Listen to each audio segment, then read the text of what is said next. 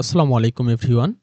আজকে আমরা integration plus ডিফারেন্সিয়েশনের একটা প্রবলেম সলভ করব। সেখানে এফ অফ এক্স দেয়া আছে, আমাদের এ প্রাইম এক্স বের করতে বলছে। তো আমাদের এফ অফ এক্সটা কিন্তু আবার ইন্টিগ্রেশন আকারে দেয়া আছে, তো তাই আমাদের এফ অফ এক্সটাকে সিম্পলিফাই আকারে করে নিতে হবে। তাহলে এফ অফ এক্স ইকুয়াল, তো আমরা এখানে ইন্টিগ্রেশনটা করে ফেলি। তো এখানে দেখতেছি যে টি এর সাপেক্ষে ইন্টিগ্রেশন করতে বলছে। তো তাহলে আমাদের এই সাইন এক্সটা কিন্তু কনস্ট্যান্ট হবে। কেন? এখানে কিন্তু যার সাপেক্ষে আমাদের ইন্টিগ্রেশন করতে বলবে সেইটা বাদে বাকি সব চলক কিন্তু আমাদের কনস্ট্যান্ট হিসেবে ধরতে হবে। তাই এখানে সাইন এক্সকে আমরা ইন্টিগ্রেশন করব না, সাইন এক্সটা এখানে আমাদের কি কনস্ট্যান্ট। তাহলে সাইন এক্সকে সামনে রাখি আর আমরা বাকিটাকে আমরা ইন্টিগ্রেশন করি। তাহলে বাকি থাকতেছে আমাদের ডিটি বাই নিচে হচ্ছে 1 প্লাস টি স্কোয়ার। ওকে, তাহলে সাইন এক্স থাকলো।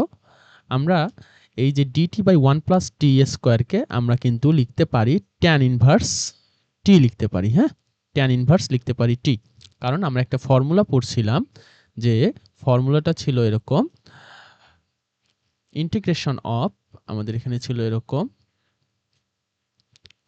Integration of dx by 1 plus X square equal ছিল আমাদের ট্যান ইনভার্স এক্স। এই একটা ফর্মুলা ছিল, প্লাস সি ছিল। তো যেহেতু এখানে টি হচ্ছে আমাদের ভেরিয়েবল, তাই আমরা ট্যান ইনভার্স কি দিয়ে দিলাম, টি। আর এখানে যেহেতু লিমিট দেয়া আছে, তাই এখানে আমাদের আর প্লাস সি লেখা লাগবে না। লিমিট না থাকলে কিন্তু ওটা লেখা লাগতো আর কি। তো আমরা এখন ইন্টিগ্রেশন করা শেষ, এটাকে আমরা এখন থার্ড ব্র্যাকেট দিয়ে লিমিটটা লিখে ফেলবো। হ্যাঁ, তো পরের লাইনে আমরা লিমিটটা বসাই দিব আর কি।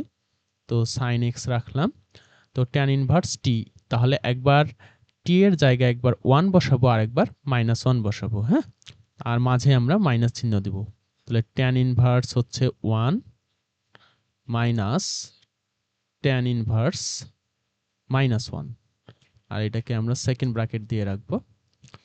তো নেক্সট লাইনে আমরা ট্যান ইনভার্স 1 এর যে ভ্যালু সেটা বসাই দেবো। ট্যান ইনভার্স 1 এর ভ্যালু হচ্ছে আমাদের π/4 মাইনাস, এই যে আমাদের পরে আমাদের ট্যান ইনভার্স -1 আছে, এই মাইনাসটা কিন্তু সামনে চলে আসবে, তো এই জন্য মাইনাসে মাইনাস এটা হয়ে গেল প্লাস। আবার ট্যান ইনভার্স 1 থাকতেছে, ওটার ভ্যালু কিন্তু π/4। ওকে, তাহলে সামনে থাকতেছে সাইন এক্স, আর এখানে π/4 প্লাস π/4 হচ্ছে যোগ করলে আমাদের π/2 আসতেছে। তো এটা আমরা সামনে লিখে ফেললাম π/2 ইন্টু সাইন এক্স। ওকে, আচ্ছা, তার মানে এইটা আমাদের হইল কি এফ অফ এক্স।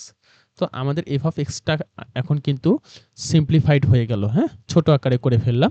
তো এখন আমরা এটার প্রাইম বের করব, প্রাইম অর্থাৎ ডিফারেন্সিয়েশন করে ফেলবো। তাহলে এফ প্রাইম এক্স ইকুয়াল π/2, তো আমাদের কনস্ট্যান্ট, সাইন এক্স কে ডিফারেন্সিয়েশন করলে হচ্ছে আমাদের কজ এক্স। ওকে, তো আমাদের কিন্তু শুধু ডিফারেন্সিয়েশনই করতে বলে নাই, বলছে যে এ প্রাইম π/3, তার মানে এক্স এর জায়গায় আমরা কি বসাবো, এক্স এর জায়গায় কিন্তু আমরা π/3 বসাই দেব। তাহলে π/2